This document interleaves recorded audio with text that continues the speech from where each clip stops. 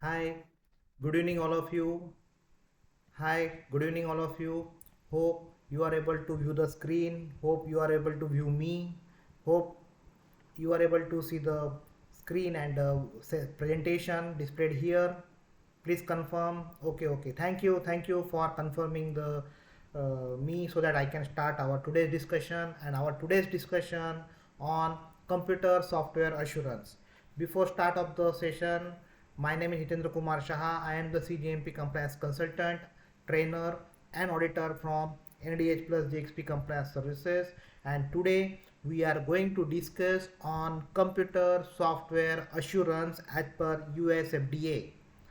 Why I am discussing this? Because FDA has given a draft guideline on computer software assurance. That is the reason we are going to discuss this topic today. Before going ahead, I just want to request all of you that during whole session, whatever questions you have or any doubt or you need any clarifications, you put in the chat box or comment section. I will revert back to you. Don't worry, I will revert after the completion of the training session. So this is what the overview of today's training session. So the brief introduction of the topic and scope, know your trainer. So there will be brief about myself. Then the regulatory expectations behind this computer software assurance subject. Then we will discuss about the draft guideline recommendations. So what are the recommendations are given in the draft guideline, that we will discuss. In addition to that, what are the expectations from 21 CFR part 820? Basically this 21 CFR part 820 is related to the CGMP requirements for medical devices. So I will be discussing about the content with respect to the computerized system. What is the expectations with this basic GMP requirement? That also we will discuss. After that, we will discuss about the general principles of the software validation by FDA. So FDA is having one separate guideline for general principles of software validation. So that guideline I will discuss, followed by the detailed discussion of the computer software assurance. So in that we will discuss about the risk framework and how it will be. It will containing the identifying the intended use, determining the risk-based approach, determining the appropriate assurance activities, establishing the appropriate records. This is all we will discuss in line with the computer software assurance guideline, and then followed by whatever the questions you will have, whatever questions you have put in the chat box or comment section, that I will go through that and I will revert back to you. So be with me and be patient up to the end of this session, because this is very important topic, and for you specifically I have prepared this session. So as discussed in the agenda, this is the brief about my CV.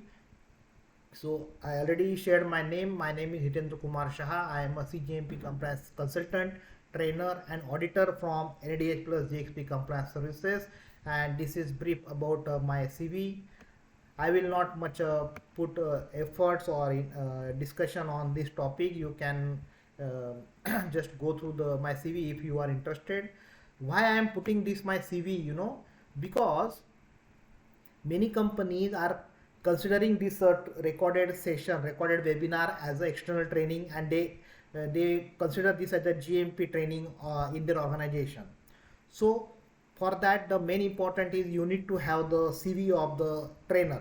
So that is the reason I put the CV as a part of this training session in this recorded webinar. So you can refer this CV. So this is my work experience. I started my career with Sun Pharma, then I work in a Blue Cross Laboratories, I work in a USV, I work in Alembic Pharma in export oriented unit. I work as a compliance person in a Zydus Cadila. I work in a AstraZeneca, Sanofi and Mylan. This is the brief about major companies where I work. And before going ahead, before starting actual discussion, I just want to put this disclaimer that this is purely for your education purpose of this guideline requirements and regulatory expectations and all. and this is what the disclaimer. And now let us start our actual discussion with this topic. So this is the guideline. You can see the page displayed on the screen. This is the guideline called Computer Software Assurance for Production and Quality System Software. Basically, this is the draft guideline. So FDA has issued this draft guidance to provide recommendations on computer software assurance for computers and automated data processing systems used as a part of medical device production or the quality system. This draft guidance is intended to, means what? This is just a brief about the guideline, and now what is the scope of the guideline? What is the purpose of this guideline? So that is the reason it is mentioned by the FDA that this guideline, this draft guideline is intended to describe. So there are two basic main purpose with this guideline, why the FDA has put this guideline. So the first purpose is describe computer software assurance as a risk-based approach to establish confidence in the automation used for production or quality system and identify where additional rigor may be appropriate. Means what? This basically, the computer software assurance is a risk-based approach, and this guideline will help you that where you need to put more focus and where you need to put less focus during the validation. That is what the the first expectation of this draft guideline. The second expectation is describe various methods and testing activities that may be applied to establish computer software assurance and provide objective evidence to fulfill regulatory requirements such as computer software validation requirements in 21 CFR Part 820. This is very important statement. This is the second paragraph. Again, please read it carefully. So please understand that the computer software assurance is not a separate activity. Please try to understand. It is not a shortcut activity that you can do it and you can complete the activity. No, this is the assurance of your computerized system, and how you should assure based on this guideline expectation. Also, you have to refer the guideline on software validation, computer software validation by FDA. FDA has given a separate guideline for computer software validation. So that also we will touch upon. Okay, we will not discuss much due to the short time, but one slide is there I purposely put to make you aware that for computer software assurance, many people only prefer to refer GAM 5 guideline, and now it is a version 2 in place. So GAM 5. So in addition to GAM 5, you need to consider this computer software validation guideline by FDA. Also, the second point what is here important is when we are considering the computer software assurance, we should not forget to comply 21 CFR Part 820. This is very much clear point.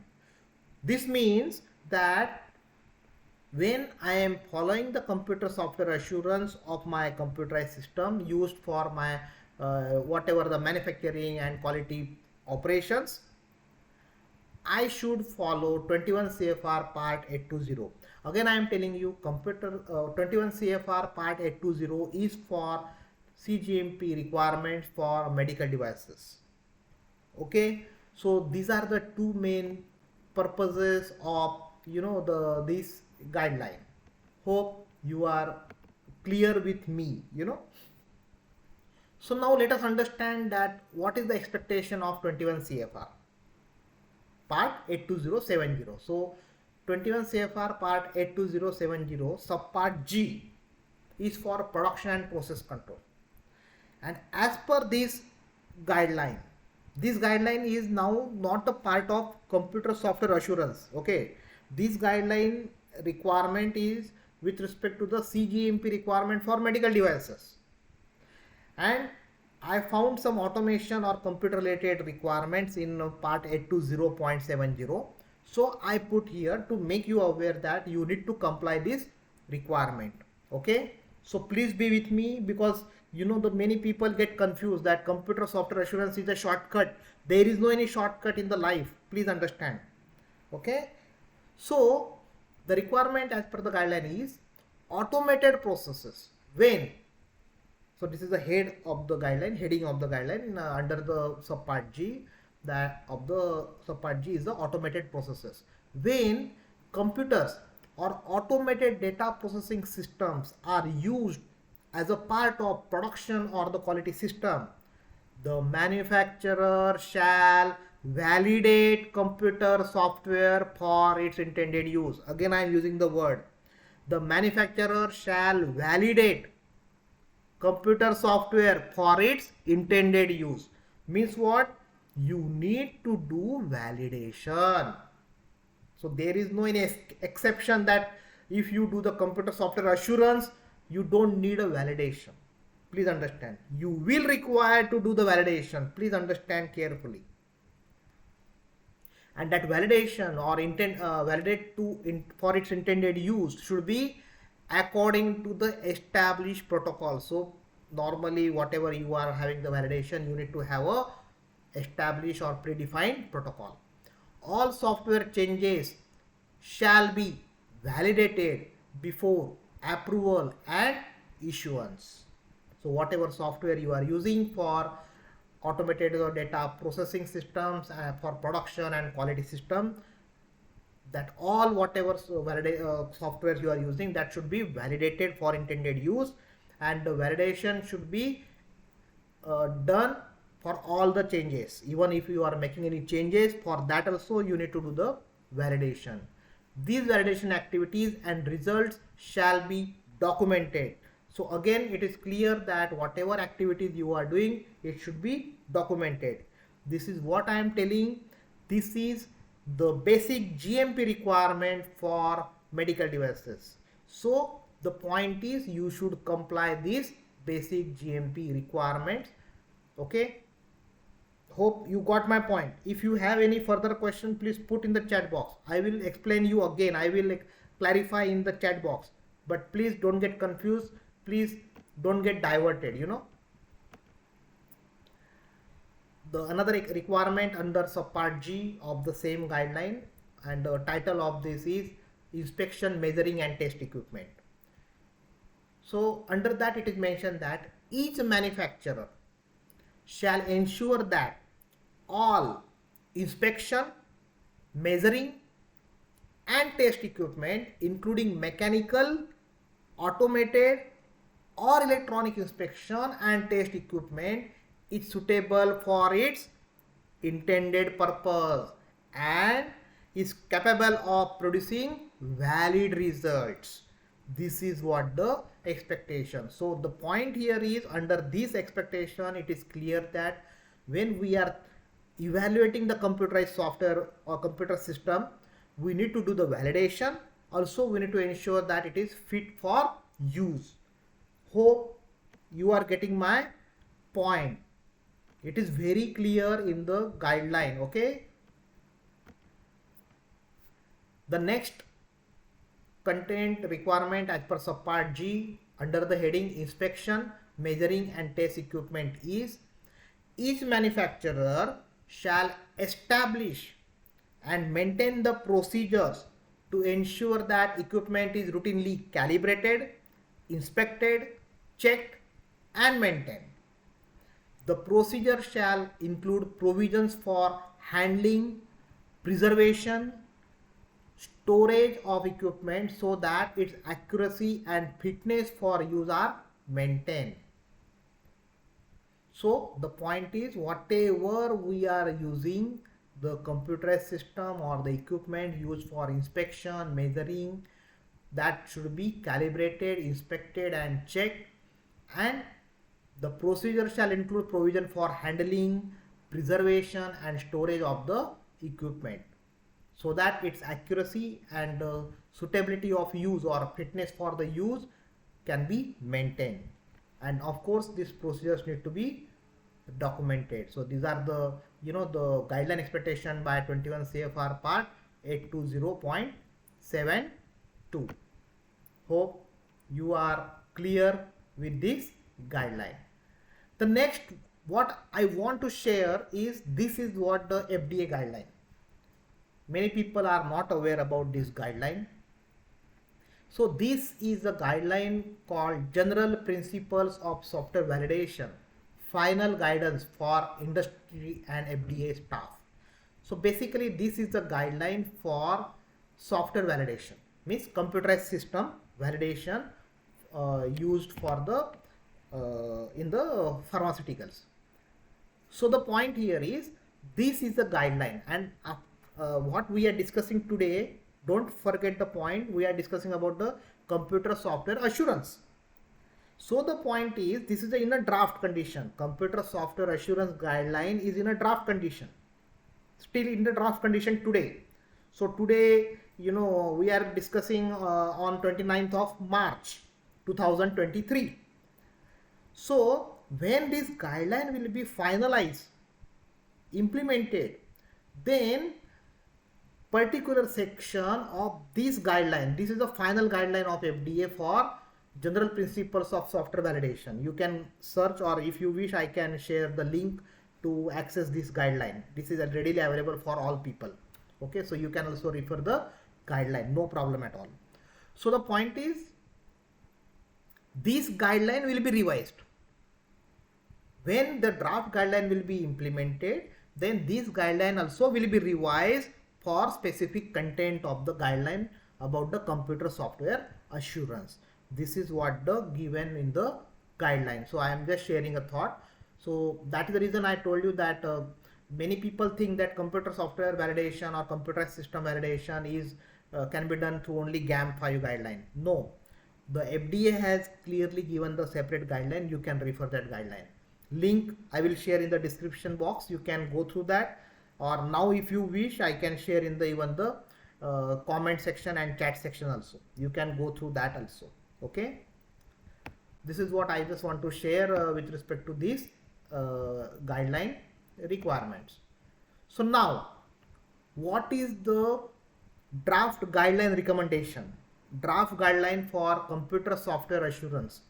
What is the recommendation in that draft guideline? That we will discuss first, and after that what will be the strategy for computerized software assurance, that we will be discussed after these recommendations. This is what the strategy for today's training session. Again I am just reminding you, if you have any questions or clarification, please put your questions in the comment section or chat box. I will revert back to you after completion of our today's training session. Okay, so these are the recommendations of the guidelines. Screen is clearly visible. Hope compliance with the quality system regulations part 820 is required for manufacturers of finished medical devices to the extent they engage in operation to which part 820 is applied. This is what mentioned in the draft guideline of computer software assurance. Okay, so that guideline also very clearly stating that first you should comply the part 820 of medical devices applications, finished medical devices. So you should comply to part 820. Okay, the quality system regulation includes requirements for medical device manufacturers to develop, conduct, control and monitor production processes to ensure that device conforms to the specification. Specification means as per the 21 CFR part 820.70 for production and process controls. Okay, so we should comply to its specifications, including requirements for manufacturers to validate computer software used as a part of production or the quality system for its intended use. So here also this guideline is very much clear, recommending that you should ensure that it is complying to its specification. Now what is specification? Specification means user requirement specification. for any computerized system, we need to prepare the URS, user requirements specification. Hope you remember our earlier training session on computerized system validation. If you still need any support or you need any reference, you can go through the top I button and you can click and you can access the computerized system validation recorded webinar. So in that I have discussed about complete, URS, FRS, FAT, SAT, IQ, OQ, PQ, everything I have discussed. So that I am not going to discuss now. Now what I am going to discuss is only with respect to the computer software assurance and what should be the strategy to implement that guideline. So the very important strategy is that you should have the URS, that requirements, because then only you will able to evaluate whether it is fit for intended use or not, fit for the purpose or not. That is the reason first you need to have the URS, and then you need to have the normal validation of the computerized system in line with the requirements, So this is what the expectation in the guideline. So first we refer the guideline requirements of 820.70, right? Some slides before, hope you remember. Now what we are discussing here, the content given in the computer software assurance guideline, draft guideline issued by the FDA. So both are matching. That is what I am sharing this information. Okay. The next recommendation of the guideline is recommending best practices should promote product quality and patient safety. So we have to follow the best practices when we are dealing with this computer software assurance and correlate to higher quality outcomes. This draft guideline addresses practices relating to computers and automated data processing systems used as a part of production or the quality system. So this is what the recommendation, that we need to always follow the best practices available. Okay. Traditionally,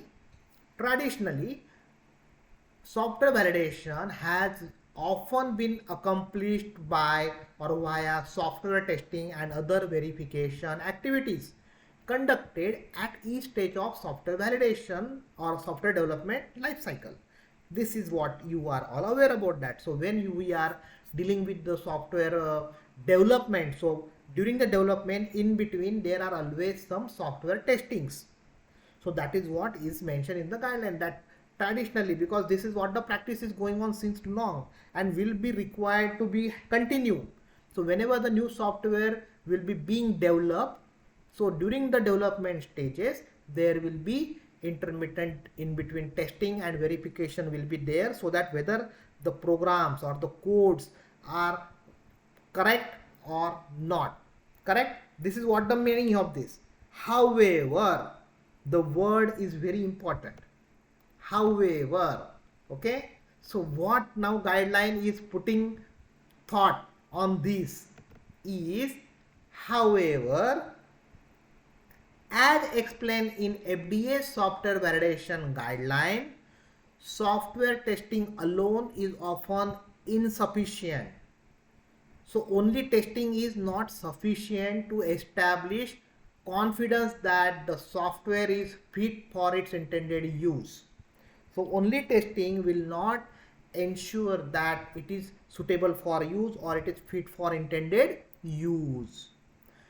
Instead, the software validation guideline recommends that software quality assurance focus on preventing, listen, this statement is very important, preventing the introduction of the defects into the software development process, and it encourages use of a risk-based approach for establishing confidence that the software is fit for its intended use. So the point is very clear that when you refer the FDA guideline for computer system validation, I shared you the link also in the description section. So if you refer that, it is very clear that only testing will not ensure that the is not only sufficient, to ensure that software is fit for use. So that is the reason we need to assure that software is fit for use. And how we can assure? We can follow the risk-based approach. And how? So we have to follow this draft guideline about the computer software assurance. That is the reason we are discussing. So my point is, when you are dealing with the computer software assurance, remember that you need to comply the 21 CFR part 820 for medical devices. You need to follow the FDA software guideline for validation guideline for computer system, and also you need to comply, or you need to refer the computer software assurance. All three you need to refer collectively. Hope you got my point. Computer software assurance should not be followed as a standalone document or standalone activity. That is what the point I just want to share again here. So this is what the point I'm going to share you. Further, the guideline recommends this. Computer software assurance establishes and maintains that the software used in production or quality system is in a state of control. You can see the picture. It is under a state of control throughout its life cycle. That means it is in the validated state throughout its life cycle. That means as per this guideline, we need to ensure the life cycle approach for computer software. Very clear. You're getting my point, what I am telling you? Hope you are with me, right? This is important because manufacturers increasingly rely, believe, depend on computers and automated processing systems to monitor and operate production and alert responsible personnel and transfer and analyze production data among other uses. So what happened? People are fully dependent on the computerized system, what they are using for production and all. So if there is any problem, it will alert automatically to the person. So they believe that, okay, if any problem is there, computer system or automation will alert me. So they fully depend on that. So that is the reason we need to have the assurance about the computer software. So how you can assure the computer software? We can have the validation of the computer system and with the life cycle approach. Life cycle approach. That is what the expectation of this draft guideline. Hope you are clear with these requirements. And now this is what the actual point about the computer software assurance risk framework. So how you can do the computer software assurance, how you can do? So this guideline has given the risk framework. So what does it mean? It means that we have to follow 4 different steps to ensure the computer software assurance. So what are the 4 different steps? The first is identifying the intended use. So what is the purpose? Second is determining the risk-based approach. Don't worry, we are going to discuss each step again, okay, in detail. Don't worry about that. I am just touching these 4 points as a heading. Third point is determining the appropriate assurance activities. Means what are different tests we need to perform and all that we will discuss under section C. And section D is establishing the appropriate record. So as at the start of the slides we discussed that documentation is required. So the establishing the appropriate records. So what type of records are required, that also is given in the guideline, and that we will discuss during this D part. Okay, so now we will discuss one by one all these 4 points to understand that what is the computer software assurance risk framework is given by this guideline. Hope you are clear with this, and now we will discuss one by one from A, B, C and D each point. Okay. So the first point A is identifying the intended use. So basically what guideline expects, software used as a part of production or quality system, right? Software may be used in either production or quality system. So this statement is always common in this guideline. So software used as part of production or quality system falls into two different categories. So one category is what? Software is used directly as a part of production or quality system. And second is software is used to support system. Software is used as a support system for production and quality. So these are the two different categories. So the first category is what? Software is used directly as a part of production or the quality system, means directly it is involved. So there are the what does it mean? So some clarification is given here. Software intended for automated production processes, inspection, testing or collection and processing of production data, then this type of software is considered as a first category, or software that is used directly as a part of production or quality system. Why? Then the risk with respect to this software will be very high. Try to understand this. Risk with respect to this category of software will be very high, because if any problem or any malfunctioning or any error is there in the software, then it will directly impact on the production process or inspection process or testing, or maybe you may be collecting some data and evaluating the data or processing the data. So automatically it will impact on the product quality. So it is the risk with respect to the software used which is directly in the production and quality system will be very high. You are getting my point?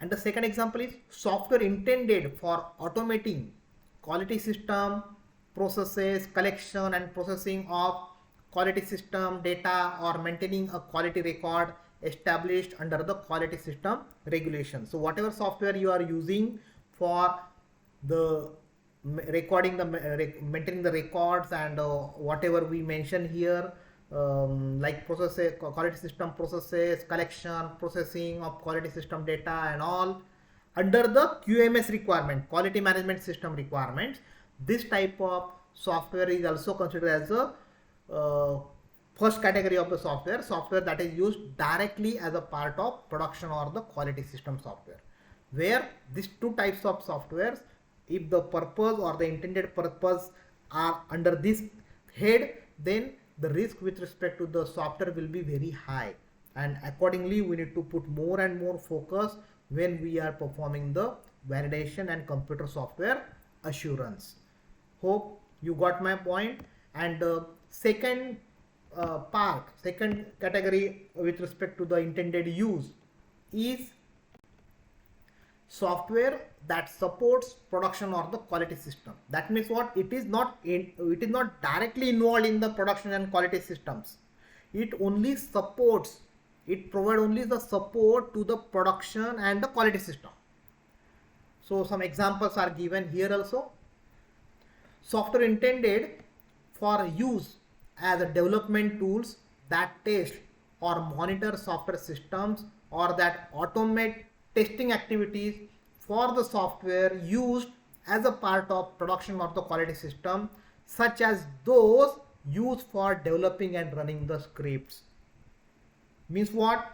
The software which is used for the testing purpose during the development stage and used for running the scripts, this type of softwares actually supports, for this production and quality system. So this softwares can be a second type of software which is used for the intended use. And the second example is software intended for automating general record keeping that is not a part of quality record. So there are so many different types of records are maintained. So if any software you are using which is not a part of the quality system but maybe general records, then that software can be considered that this software is used only for support system, supporting the production or quality system. So in that case, the risk with respect to this type of software will be very low. So that way you need to think about the intended use, focus with respect to the intended use, and accordingly you will evaluate the risk. Okay, that means what? Criticality of the software. In our terminology, what? We consider the criticality of the software based on the intended use. That is what the first point of computer software assurance risk framework. So the framework is given, already we discussed, there are 4 points, and the first point now we discuss. And now let us go to the second point about this risk framework. Okay, again I am requesting you, if you have any question, please put your question in the chat box or comment section. I will reply you at the end of this session, and hope I am not so fast. Okay, if you feel that I am fast, wait for some time, and then you can reduce the speed in the YouTube, and you can learn this video slowly, no problem at all. Okay, now the B is what? Second step of the risk framework is determining the risk-based approach. Now, once we identified the intended use of the software, and on that basis we find the criticality of the software, whether it is directly involved or indirectly involved, or it is working as a support system and all, then the second step is risk-based approach. So what is the expectation? That is what is given here. FDA recommends using a risk-based analysis to determine appropriate assurance activities broadly. Basically, we need to follow the risk-based analysis, and broadly what is expected? Broadly, this risk-based approach, entails systematically identifying reasonable foreseeable software failures. Means what? We have to evaluate what might go wrong. What is the possibility of failure in this software? That we have to think of that. So we have to foresee, we have to evaluate, when I will going to use this software, when I will use this software, what are the possibility of failures in future? That we have to evaluate. And how? Determining whether such a failure possesses a high process risk, and systematically selecting and performing assurance activities commensurate with the medical device or process risk as applicable. So we have to evaluate that what might go wrong with this software, and when we evaluate with respect to the possibilities of failure, then we need to evaluate that if that failure happens, what will be risk with respect to the process. See, we have not still used this software, we need to do the assurance of the computer software, right?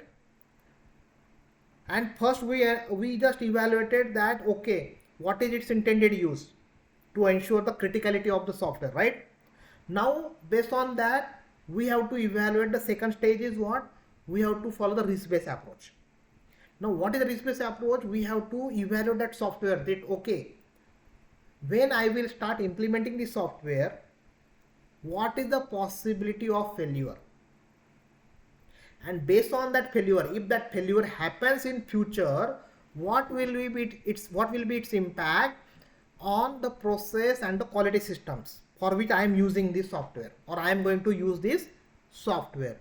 That is what we have to evaluate. Hope you got my point. This is the stage B. Okay, hope you are getting my point. Note that it is very clear, this risk-based approach. No, many people take it something differently. See, everybody is following the risk analysis as per even ISO 14971 2019 for medical devices, or even you can follow the ICH Q9, So many people follow the risk assessment for the processes, correct? You are also following the risk assessment of the processes. And if you are involved in the medical devices applications, so definitely you also will have the risk assessment in line with the ISO 14971-2019 guideline. Okay, for medical devices application of risk management to the medical devices. This is what the guideline name. So the what FDA is clarifying, the conducting a risk-based analysis for computer software assurance for production or quality system is different than performing a risk analysis for medical devices, what you are doing routinely. Here you have to put only focus with respect to the software, computerized system. That is the expectation here. So when you are dealing with the determining the risk-based approach, you have to have a separate risk assessment with respect to the software, not the whole process risk assessment. And with respect to the software, what are the possibilities of failure and what will be the impact of that failure on that process or quality system, that we have to evaluate during the risk assessment. So you cannot use the same risk assessment what you have done for the processes and practices and facilities under the as per the guideline ISO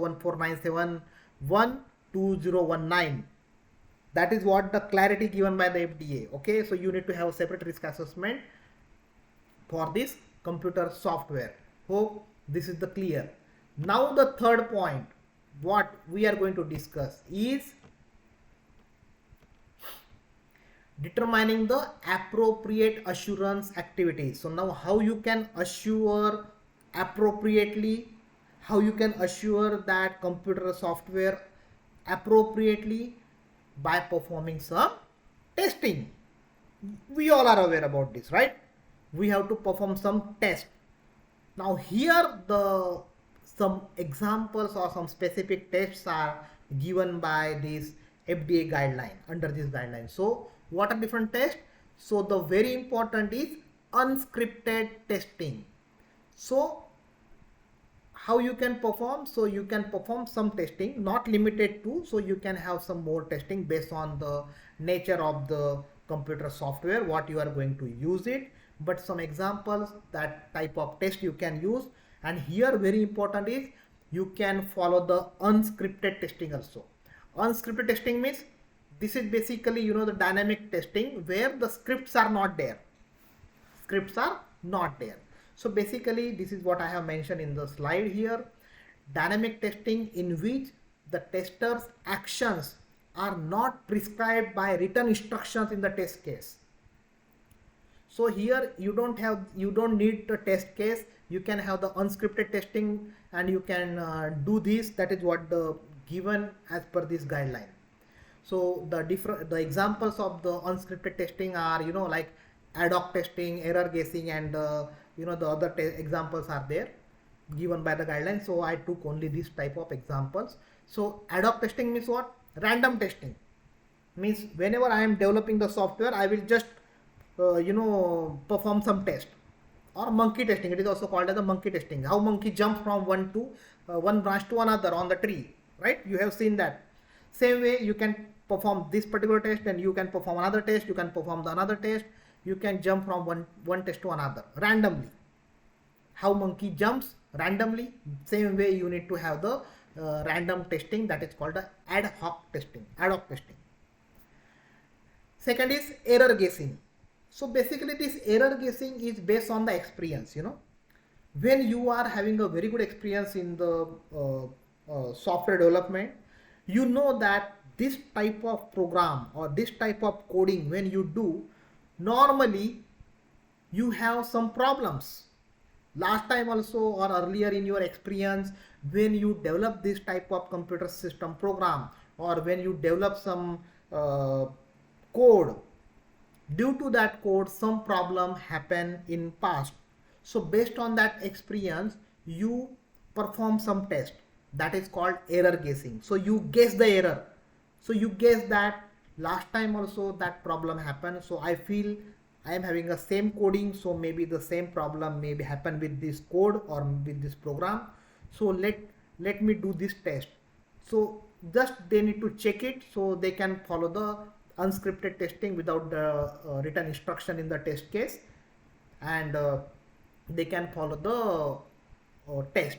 This is the example of error guessing test, or it is based on the more with respect to the experience.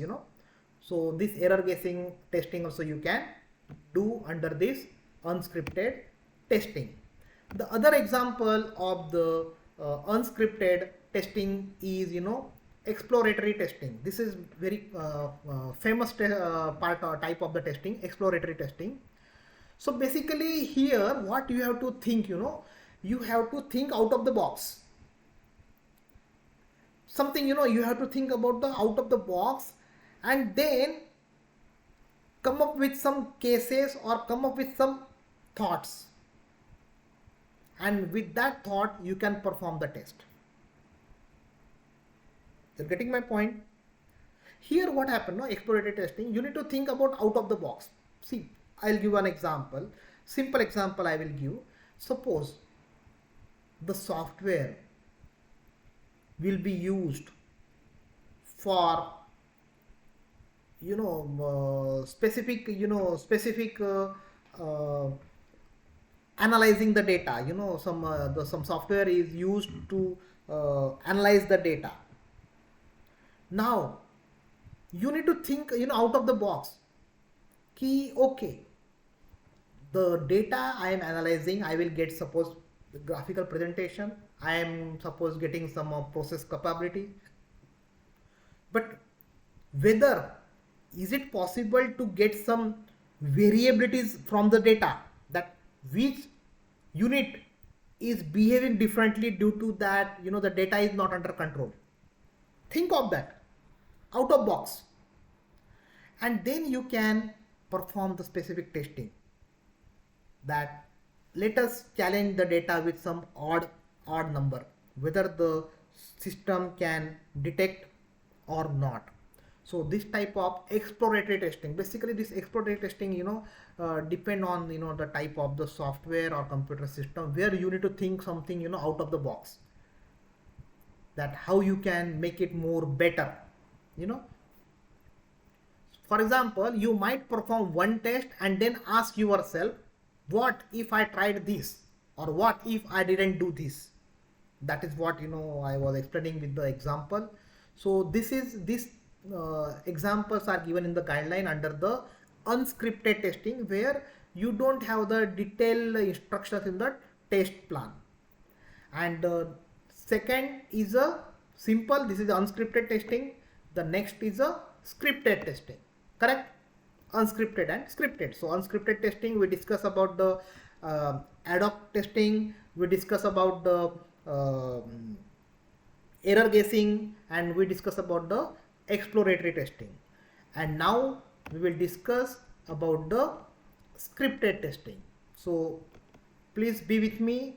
I will try to complete this training session in 1 hour, but there are some slides are there, so please be with me and try to focus on the training session. Okay, so that's scripted testing. So as the definition is very clear, that we will have the written instruction in the test case.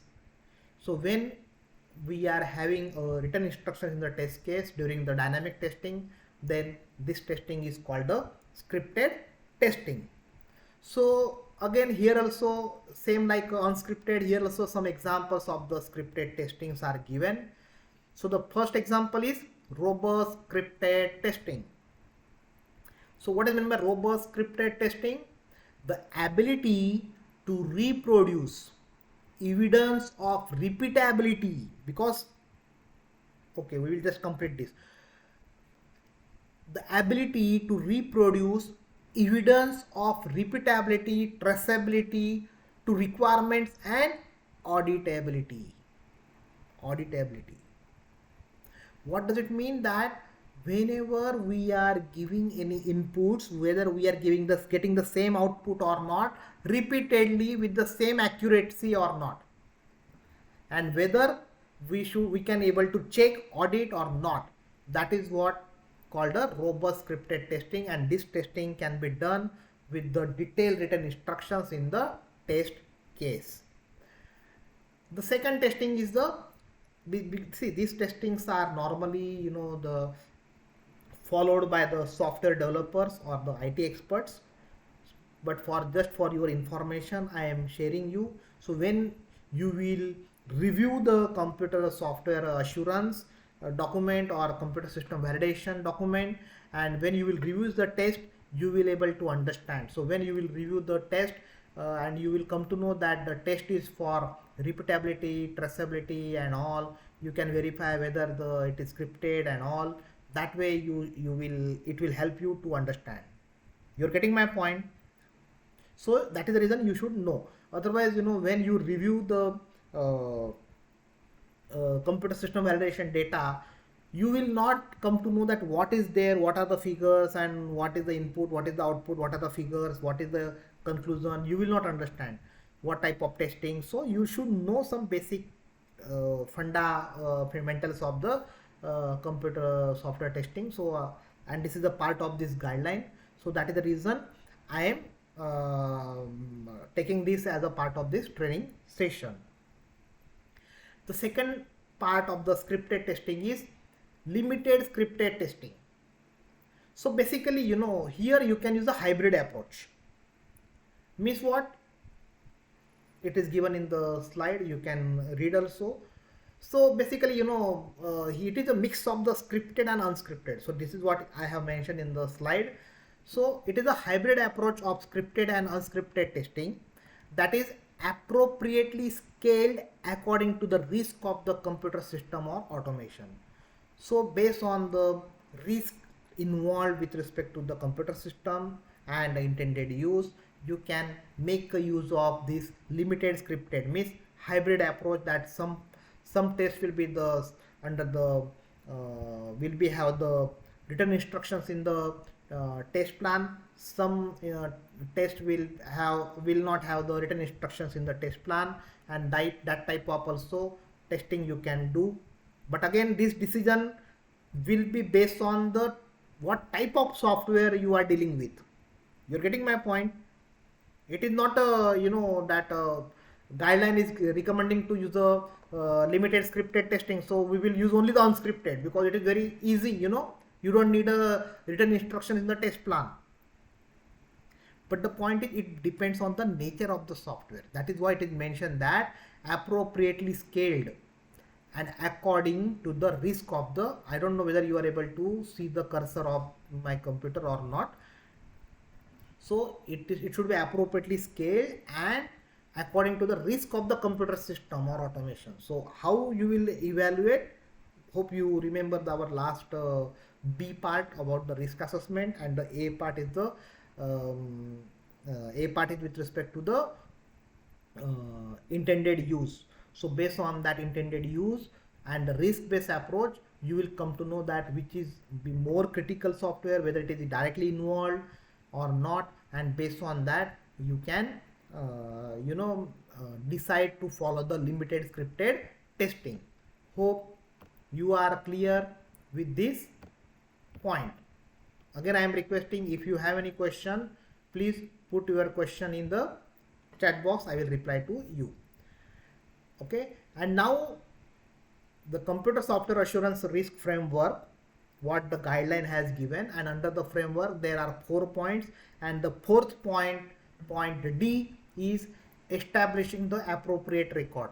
I purposely put the same numbering. So in the guideline also they have given the A, B, C, D, so numbering, so I have also given in the same numbering.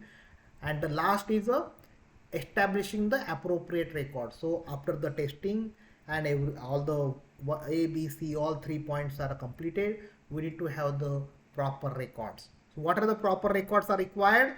So these are the proper records are required, what are displayed in the slide. So the intended use of the software feature, function or operation. That means in our language is what? What is the intended use? Means what? User requirement specification, functional requirement specification, this document is required. Okay, this is what mentioned as per the this is what mentioned in the guideline. The second document is what? Quality risk management. The determination of the risk of the software feature, function or operation. So hope you remember the second point of this framework.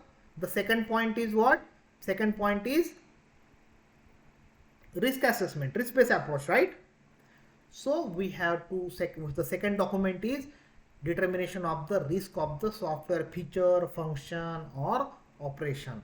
So we need to have the URS, FRS, then we need to have the risk assessment of this document. And further, which document you need? The next document you need is reporting. Means what? Whatever the documentation for assurance activities are required, that all documents you need to have. What type of documents? It is clearly given in the guideline, and it is I put in the slide also. Description of the testing conducted, conclusion of acceptability of the results, whether the testing is done, so whether it is accepted or rejected or failed. Issues found, whether during testing any observation or non-conformities are there, and if there are these non-conformance are there like deviations or failures, what is the disposition? So what you will do, what is the actions? Further, the date of testing, when we perform the testing, when we perform the assessment, who has performed the assessment, the name of the person who performed the testing and assessment, and further we need to have the review and approval of the document.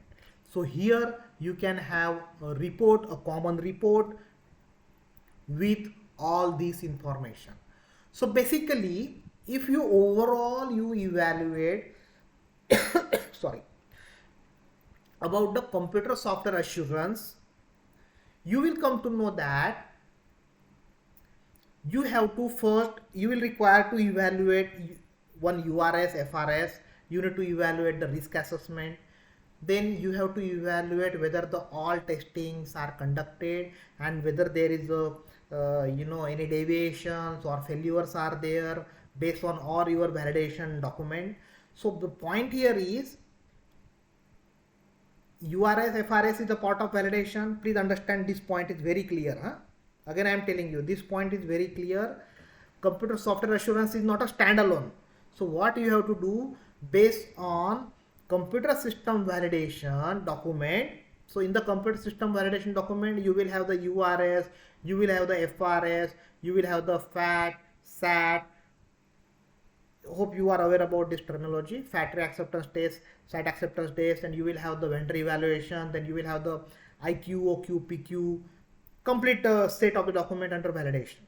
So you have to review whole validation package, and then based on that you have to prepare a separate document for assurance of the computer software and prove that whether it is suitable for the intended use, whether there is any possibility of the risk in future while using of this computer system, and if the risks are there, whether the risks are mitigated in this software or not, and then whatever the testings are done, whether they are suitable, they are recorded or not, and then based on that you can prepare a separate report concluding that who has performed the testing, whether all testings are having the conclusion or not, whether the conclusions are satisfied or maybe complying or not complying, and who has performed the testing, whether there are any deviations or failures, and if there are deviations or failures are there, what is the disposition of the software. This is all you have to summarize in the final report, and it has to be reviewed and approved. With that review and approval, you will ensure that whole your computer software is complying to the expectation of the user. So based on the whole evaluation of your validation and the FDA guideline, what validation what you have done in line with the FDA guideline, you will prepare a report, separate report, and you will evaluate all these things under the this slide number, this slide for previous slide. You can evaluate these 2 points. Hope you are able to, it may take some couple of seconds to have a transition. Just 5 minutes I will complete this session. I think 1 hour is completed, but please 5 minutes only. I want to complete this session. Please be with me. So what I was telling that you need to prepare a separate report. You need to evaluate all these, both the document, URS, FRS, risk assessment, and then you can prepare a separate report with respect to these, and then you will come to know, you will prove, you can make a conclusion finally that yes, that not only because we discuss that in the earlier guideline, that the computer not this slide, not this slide, I don't remember which slide. With this I just want to show one point here, that computer system validation, only doing computer system validation will not solve the purpose, it will not be solve the purpose. So you need to do the computer software assurance. That is what the point I just want to share you. So which slide?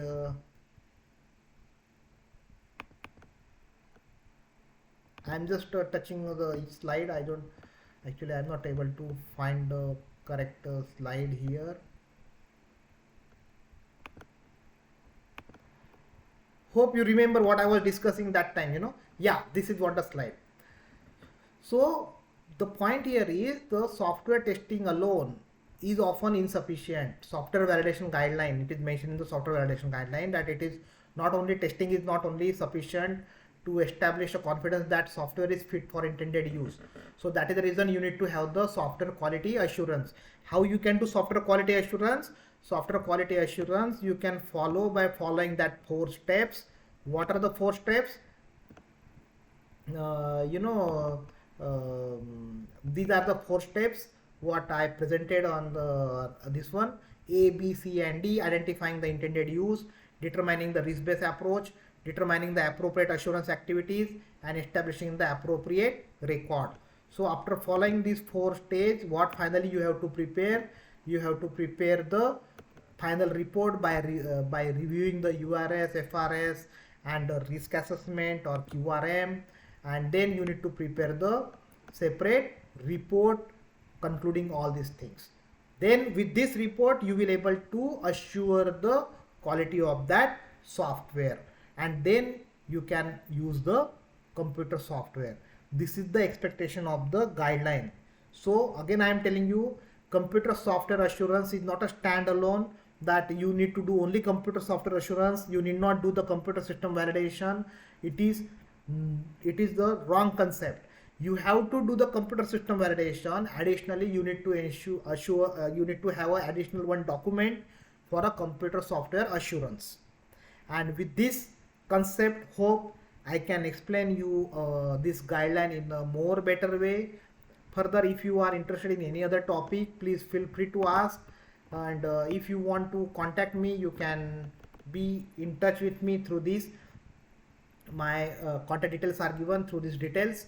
You can please subscribe this YouTube channel, Hitendra Kumar Shah, and please request to all people to subscribe this YouTube channel, Hitendra Kumar Shah. And through this YouTube channel there are so many learning videos. You can go through the so many different learning videos to learn different topics. Hope you understood this topic in detail, and now I will reply to all your questions. So whatever your questions are there, hope you already put in the chat box or the comment sections, and now I will reply all the questions one by one. Thank you so much. and ensure all time compliance. Okay, thank you. And now I will reply to your questions. Okay, thank you so much.